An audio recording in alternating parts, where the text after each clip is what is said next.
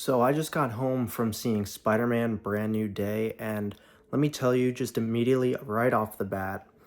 it was definitely the best Spider-Man film of the Tom Holland era, and for me, the best just pure Spider-Man film since Spider-Man 2 with Tobey Maguire back in the Sam Raimi trilogy. And that meaning that this was truly like Peter Parker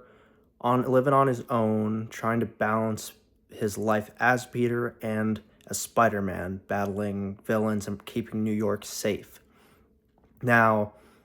the film also is potentially some of the best action and as well as swinging that we've seen from Spider-Man in New York, also since the Raimi trilogy, which was really impressive, truly. I think the director, Destin Daniel Cretton, who made Shang-Chi, he just really does have a gift with shooting his action in films. And as well, to that point, all throughout the film, every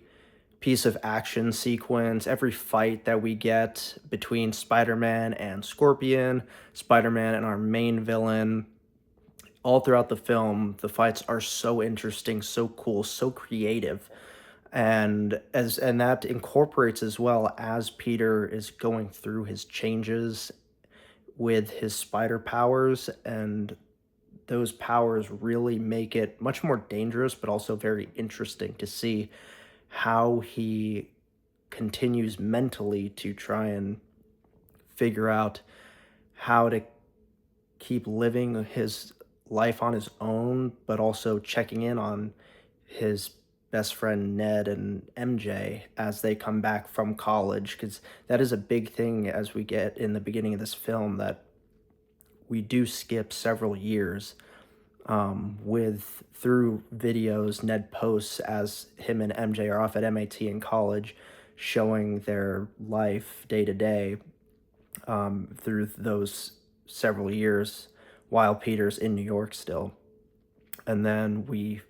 end up seeing them come back to New York and Peter's eventual reconnection with them and figuring out how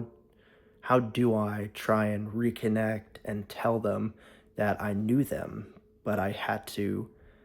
make them forget who I am without all those terrible consequences from before. So it's just really, really well done overall. Sadie Sink, who portrays the villain, and I don't think this is really much of a spoiler at this point. She portrays Jean Grey, which was absolutely fascinating to see that character used this way. So yeah, overall, a really, really cool,